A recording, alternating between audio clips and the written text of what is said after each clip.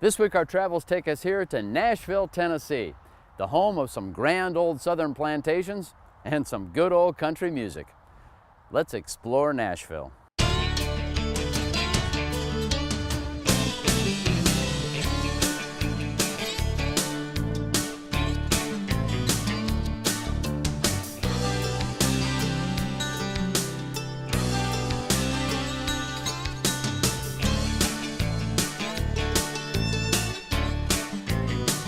They call this place Music City, USA, and you can definitely hear some great tunes here.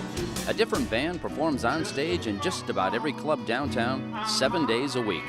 Places like Tootsie's Orchid Lounge draws a standing room crowd almost every night.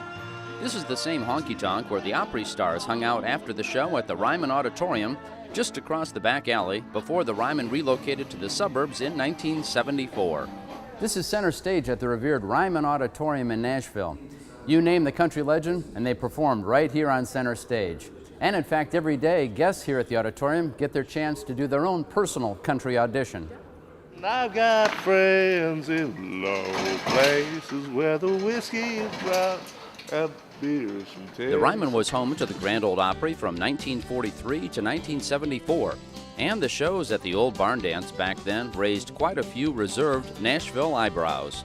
Back in those days, Nashville was almost segregated in their social strata, and performers were hillbillies. They were not part of the elite, and most of the churches were downtown, so when people came downtown Sunday morning, they just flinched every time they drove past the Ryman, all the trash that was left the night before by all the hillbillies.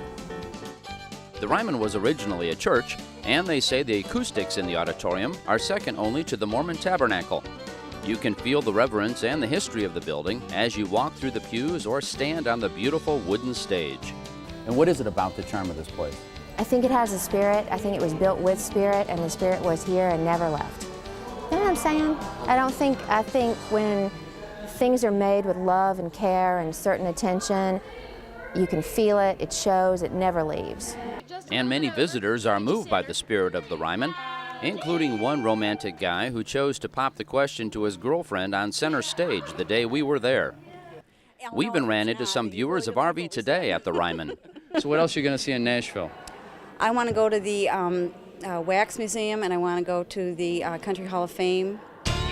The beautiful new home of the Country Music Hall of Fame is just a short walk from the Ryman, a perfect next step in your country music history lesson for the day.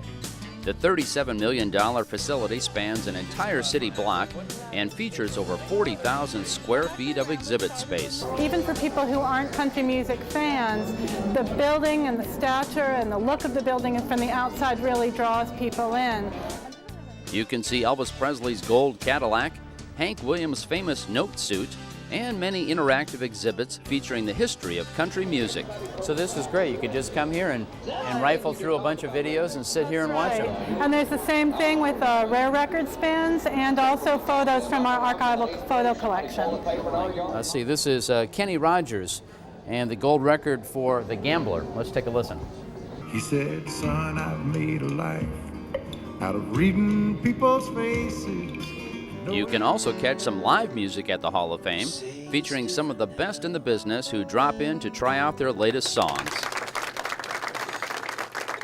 And here's another great attraction to visit while you're in the Nashville area, the beautiful Belle Meade Plantation, located on the west side of the city.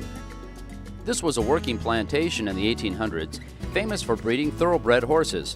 The 1853 Greek Revival-style mansion is open for tours 7 days a week, and still shows evidence of its colorful Civil War past. You actually had a pitched battle that took place on the front lawn during the Battle of Nashville during its occupation on December 14th of 1864 between cavalry and Union soldiers. Now, a lot of our viewers are RVers, and you have RV accessibility here at the property, right? That's right. We have full accessibility for both our motor coach traffic and RV travelers, where they can actually have space to park their RVs and enjoy the grounds.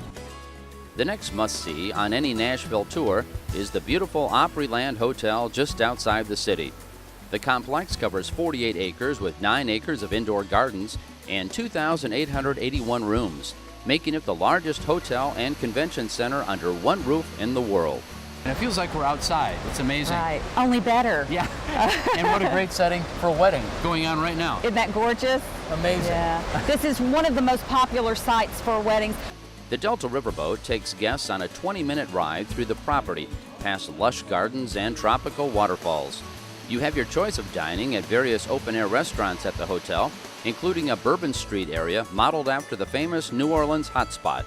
You kind of get that New Orleans Bourbon Street flavor as you come walking through here with the music, you know, and the ambiance. Right. And we do Mardi Gras celebrations Really? here, and oh yeah. That's perfect. Yeah, it's a lot of fun.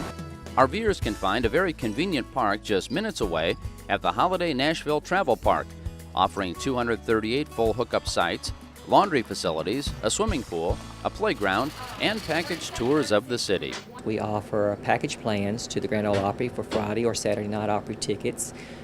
There are reserved seat tickets. We provide transportation from our campground over to the park. So the RVers in general, they're just fun people, you think? Yes, they are. They're so much fun, and they just love Nashville. It's a great place. Well, thank you.